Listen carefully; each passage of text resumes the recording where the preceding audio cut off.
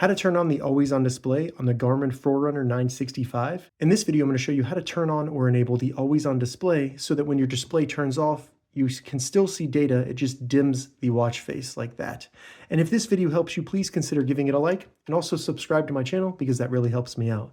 So to turn on the always on display on the Garmin Forerunner 965, all we need to do is first hold the up button from the watch face.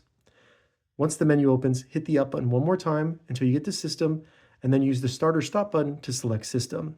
Once in here, just scroll down using the down button till we get to Display and select that. And then just scroll down, and you can change this setting in during activity as well. But if we go down to General Use, we could select that, and then just make sure that Always on Display is turned on. So if I turn that off, when I turn off the display, it goes off. And if I turn that on, it just dims it. Now that you have that turned on, you can back out all the way to the watch face, and you have now enabled the always on display on your Garmin Forerunner 965. If this video helped you, give it a thumbs up, and please consider subscribing to my channel. Thank you so much for watching.